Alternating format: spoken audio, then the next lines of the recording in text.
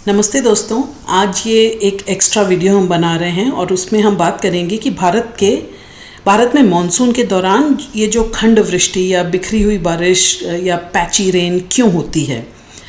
लेकिन हम शुरू करें उससे पहले हम हमारे एक दर्शक हैं जिनका नाम है अमोल, उन्होंने एक कमेंट में रिक्वेस्ट किया था, तो उसके जवाब में हम ये वीडियो बना रहे हैं। तो हमारा अमोल जी को बहुत बहुत धन्यवाद कि आपने ये अच्छा सवाल हमसे पूछा। उन्होंने लिखा था कि मैडम, कमज़ोर मानसून में खंड वृष्टि यानी अलग अलग जगह पर बारिश का प्रमाण अलग अलग क्यों होता है, और कभी कभी बादल अच्छी तरह से आते हैं फिर भी बारिश क्यों नहीं होती। इस पर एक वीडियो आप दीजिएगा कि बारिश के लिए कौन से पैरामीटर कंप्लीट होने चाहिए। उन्होंने ये सवाल पूछा था। तो आइए इस वीडियो में आगे बढ़ते हैं और देखते हैं कि ये खंड वृष्टि या बिखरी हुई बारिश या पैची रेन क्यों होती है। भारत, जैसा आप जानते हैं, एक उष्ण कटिबंधीय देश है, जिसका मतलब है यहाँ का मौसम मुख्य रूप से गर्म और आर्द्र होता है। उष्ण कटिबंधीय जलवायु की विशेषता ये है कि यहाँ मौसम परिवर्तनशील रहता है और इसका सीधा प्रभाव मानसून पर पड़ता है। क्लाइमेट चेंज या पर्यावरण के बदलाव का सबसे ज़्यादा असर उष्ण कटिबंधीय क्षेत्रों में ही दिखाई देता है, इसलिए इसका असर भारत में खूब दिखाई देता है। अब देखते हैं कि क्लाइमेट चेंज और मॉनसून का आपस में क्या संबंध है। तो क्लाइमेट चेंज का प्रभाव मॉनसून पर बहुत स्पष्ट रूप से देखा जाता है। ग्लोबल वार्मिंग के कारण पृथ्वी का तापमान बढ़ रहा है, जिससे वायुमंडल में नमी की मात्रा भी बढ़ रही है।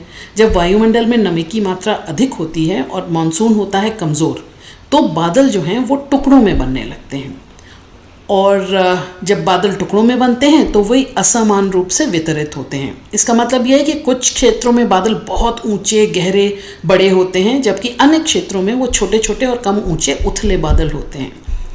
जो ऊंचे और बड़े बादल होते हैं तो वे अधिक मात्रा में पानी सिंचित करते हैं। ऐसे बादल जब बारिश करते हैं तो वो तेज़ बारिश होती है, और ये बारिश उन क्षेत्रों में भारी बाढ़ और जल जमाव का कारण भी बन सकती है। बादलों पर हमने एक अलग से वीडियो भी बनाया है, आप उसको देखिएगा।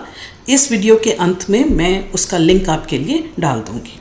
अच्छा, जो छोटे और कम ऊंचे बादल होते हैं वे केवल हल्की बूंदाबांदी या हल्की बारिश देते हैं। ये बादल जल्दी ही वाष्पित हो जाते हैं और ज़्यादा मात्रा में बारिश नहीं कर पाते।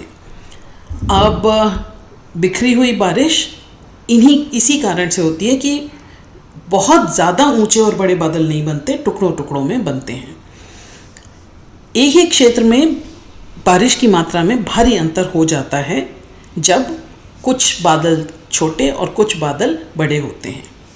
कुछ क्षेत्रों में तेज़ बारिश होती है, जबकि अन्य क्षेत्रों में बहुत कम या बिल्कुल भी बारिश नहीं होती है, और इसका सीधा असर किसानों और हमारे जो जल प्रबंधन के स्थान हैं, जैसे कि डैम्स वगैरह, उनमें असर आता है। कृषि पर जो प्रभाव होता है तो वो है कि सिंचाई का आपको साधन करने में थोड़ा मुश्किल होती है।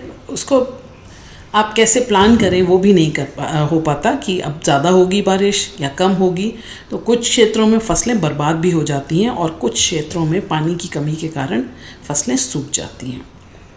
जहाँ जल हम भर कर रखते हैं, जल प्रबंधन जो करते हैं, उस पर भी प्रभाव पड़ता है असमान बारिश का।